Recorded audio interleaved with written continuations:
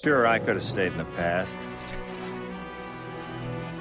Could have even been king.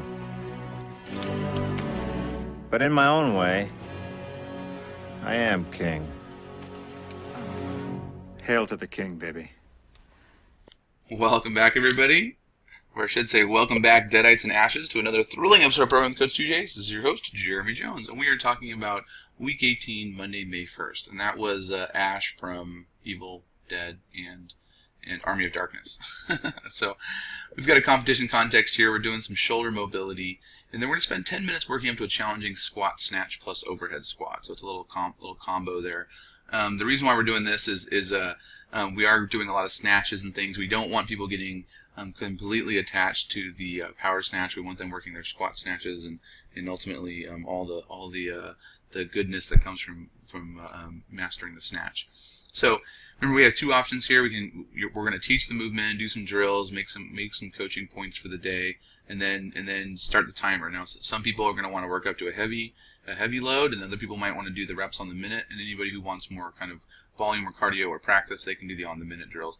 I like to group those people together so they're all doing it together, like on the same minute, and they do it for the 6 minutes. So you might just say, hey, who's doing it as a group? Who's doing the on the minute? Who's lifting heavy? The people who are going heavy might pair up so you don't have as many bars rolling around and everything, just to just less setup and less plates having to go get grabbed. And it's kind of fun to have people working together on the same bar. And then we're on our 6th session here. We're doing 3 sets of 3. Remember that for most people, it's totally fine to do. We want people dropping for the most part, so that they have to practice the setup. For most people, for a lot of people, there's a significant, the setup is the hardest part, and starting from that, that dead stop.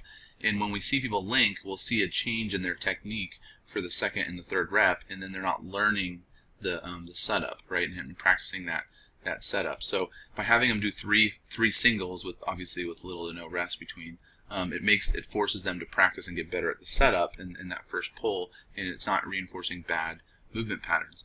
Now, a question came up recently. I'm totally fine with people doing squat snatch for the cycle, but another option could be to do power snatch, for these first few weeks. We're in week 3 right now, and then they could switch to squat snatch later, or even as the weights get heavier. And I'll remind you guys as we come to the close of the cycle, they might, like on a set of 3, they may do power snatch, squat snatch, and then for the 3rd one, because it's heavy, right? They need to squat under it. In fact, that's really going to help.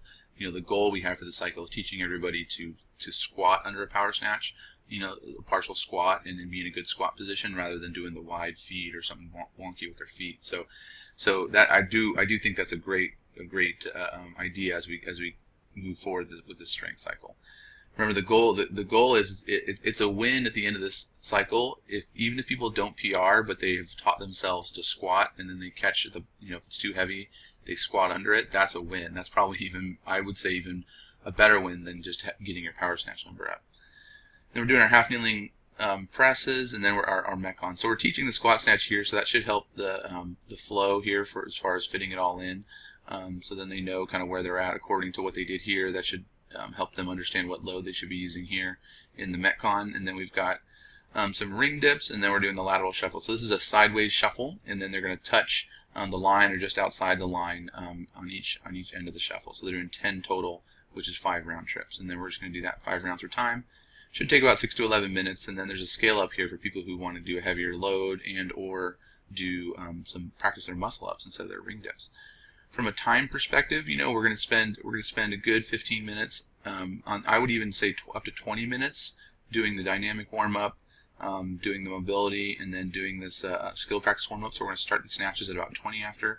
There shouldn't be as much instruction, on this deep into the cycle, but obviously you don't want to just skip over it and say, go start snatching, guys. You want to make sure you have a point of what you're talking about. But because we taught snatch mechanics here in the skill warm up, that should also go by a little bit faster. People should feel thoroughly warmed up for it. That means we can definitely do this, finish this up in about 25 minutes. So that would put us at 45 into the class. And so we want to be getting set up for and coaching the Metcon at about 45 after, and then just make sure that you do some instruction on the ring dip for the most part.